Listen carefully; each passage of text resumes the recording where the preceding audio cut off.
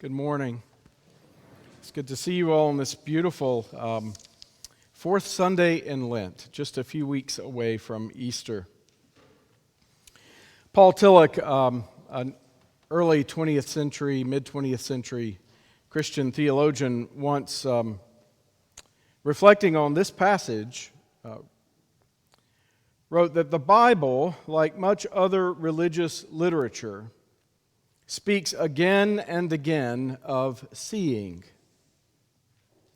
Come and see, for instance.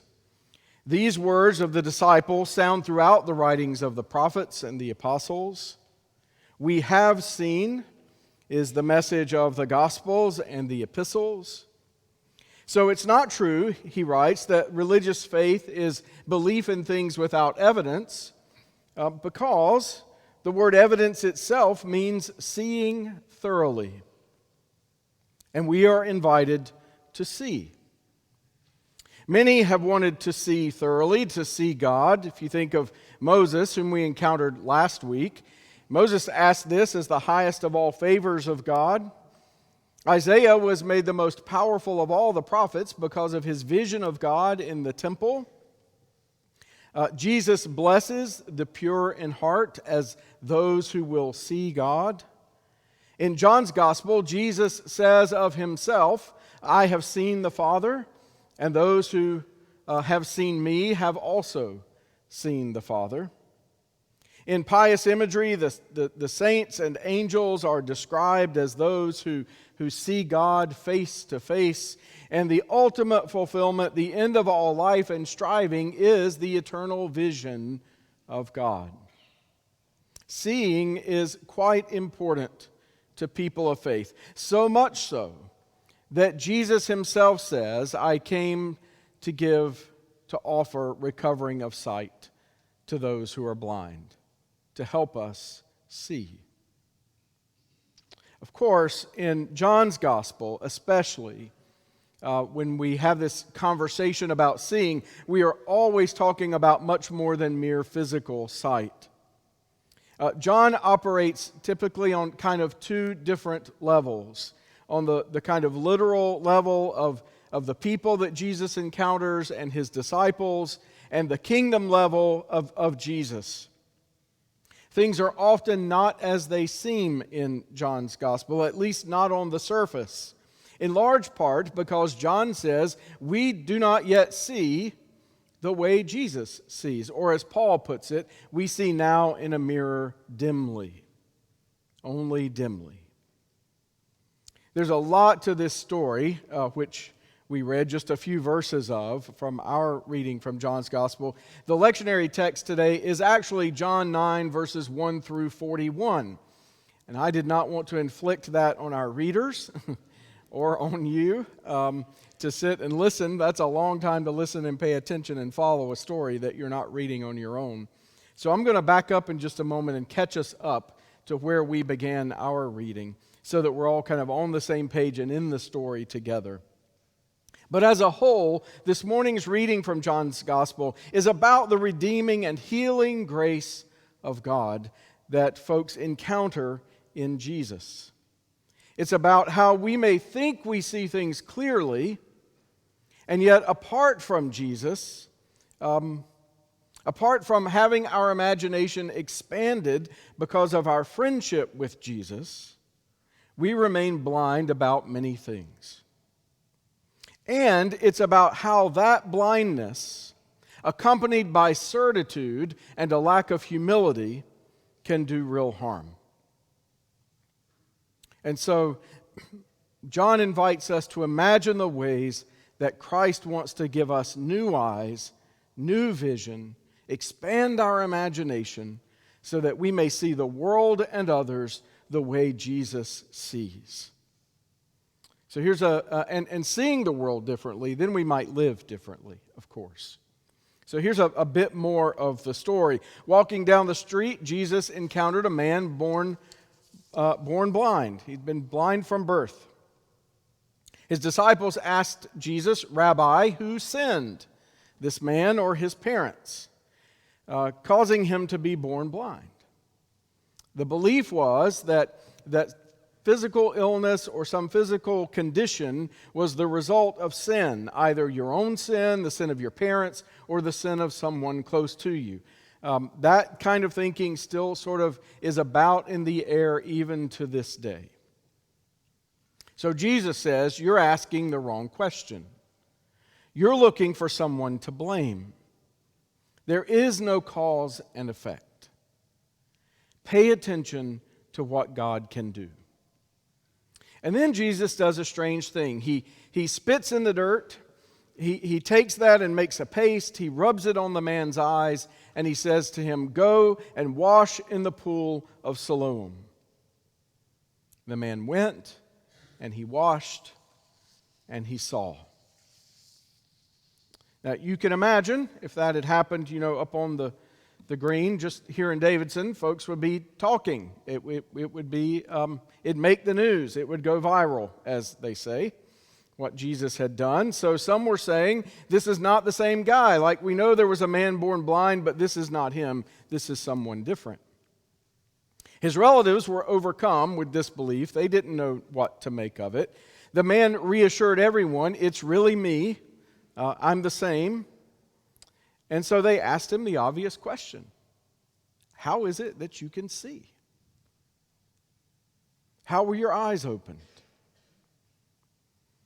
And so he answers, not with a kind of rational, logical, scientific explanation of how healing works, but rather with a story. A man named Jesus made a paste, rubbed it on my eyes, sent me to the pool of Siloam where I washed, and I could see. Jesus made it possible for me to see. Remember the two levels of thinking, understanding in John's gospel. Struggling to believe him still, they decided that they would take him to the pastor. I don't know what they thought that would accomplish, but that's what they do. They take him to the Pharisees, to the religious leaders. Surely they can explain what's going on. And then we're told a little detail. The day when Jesus made the paste and healed the man's blindness was the Sabbath. And there it is. Jesus has done something, blessed something, outside of the bounds of the authorized religious system. This has all taken place on the Sabbath. So some begin to think this cannot possibly be the work of God because God only works in certain ways. Some of the Pharisees grilled the man again and said, obviously, Jesus can't be from God. He healed you on the Sabbath.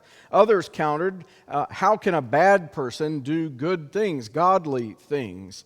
Trying to settle the debate, the Pharisees turned back to the man who had been born blind. You're the expert. He opened your eyes. What do you say about him? Well, I say he's a prophet. Still not satisfied, right? Because this does not fit within the system. It's outside of the book. Outside of the box that they've created for God and the things of God, they decided to ask the man's parents. So they'd go to his parents, and they say, well, we don't know. He's an adult, ask him. We have no idea how this happened. So the religious leaders call the man back again. Give credit to God, they said. In other words, say the right thing according to our tradition. We know this Jesus is an imposter. And he said, I don't know about this one way or the other. All I know is that I was blind and now I can see. It just simply didn't fit. It didn't fit with the way faith had been structured or within their limited understanding of God. There are countless examples of this throughout the Christian faith. We still do it in some ways.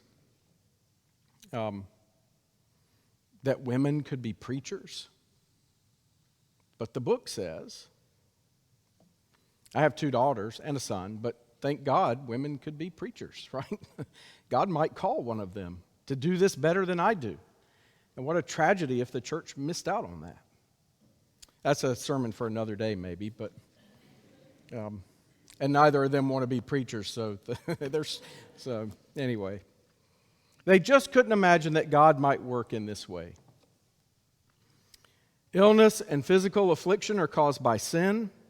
God doesn't heal on the Sabbath. That's how it works. And if you allow anything else, it's either a slippery slope to other bad ideas or it's outright heresy. It sounds odd when you say it out loud. Illness is the result of somebody's sin. Sabbath rules are more important than healing. But we shouldn't be too hard on the religious leaders because we have our own religious idols and our own ways of limiting God and what God can and cannot do and what God does and does not bless. So they kept at this poor man again and again, and he finally says, look, I've told you. Do you want me to keep telling you the story because you want to be his disciples? And that really infuriated them. We're disciples of Moses, not Jesus. To which the man finally replied, the fact is he opened my eyes, and I can see. And with that, they threw him out into the street. What if Jesus came to teach us to see the world differently, to experience God in a new way, to have our imagination expanded for what is possible with God and for what God's hope and dream for the world and for our neighbors truly is? The blind man first claimed that he could see people it was like they were walking around like trees. And then he saw them as they were, as they are, for who they are. His sight restored, his vision made clear. So many times in the Gospels, especially in John, from his earliest invitation to his disciples to come and see, to his opening the eyes of a blind man, to his claim to be the light of the world, to the parables, so many of which are simple exercises in seeing differently, in perceiving the reality of God and in the everyday things of the world, a lost coin, a lost sheep, a farmer sowing seed, a traveler needing help. All of this, Jesus is simply trying to help us see the world differently, to recognize God and God's way at the core of everything that is. The Pharisees believed they saw clearly God, the world around them, the people around them, who's worthy of God's love, what God will bless and what God will not bless. They believed they had perfect vision about it all, and they enforced that certainty with a religious legalism that made it impossible for them to actually see the kingdom unfolding right in front of their very eyes in the healing of a man born blind. Certain that they saw things clearly, they missed the beautiful thing God was doing. Jesus pointed out their blindness, and they didn't like it. Sometimes we do this too, though. There's a thin line, often a very thin line, between knowledge and dogmatism, between clarity and certainty. And too often these days, even in the church, we huddle in our circles of certainty that get smaller and smaller and more narrowly defined, listening to and interacting with people only in our circle, confident that our circle is right and God is in our circle. But then Jesus comes along and just blows the whole thing up. Does something crazy and outlandish like heal someone on the Sabbath to correct our vision and enable us to see differently. The man born blind knew that he could not see. His blindness was obvious. The good religious folk of the day, they were blind to their own blindness. And Jesus had to point it out to them. They couldn't see past the idols of their own certainty. And in so doing, the generosity and the love and the welcome that they offered was limited. Jesus, however, John says, is the light of the world. And among other things that light does, it exposes. It brings into plain sight that which was once hidden. God's kingdom, our blindness to it. Jesus came to restore our vision, to heal our blindness, to help us see differently, and then to live differently. He wants to give us kingdom vision, to expand our imagination for what is possible and made possible by the love of God. John doesn't tell us what became of this man who was healed. We know that he recognized Jesus as the Messiah, and that likely he became a follower of the way, because once you truly see, you can't go back to life as it was. Life's never the same again. A whole new world opens up in front of you. I think of folks like Zacchaeus, the tax collector. He saw Jesus, and he became a generous neighbor. I think of Saul, the persecutor of Christians, who upon seeing Jesus, his life was turned upside down and he became the greatest apostle and missionary of the church. I think of women like Mary Magdalene. They saw Jesus, encountered Jesus, and risked their very reputation to become a part of the mission of the gospel.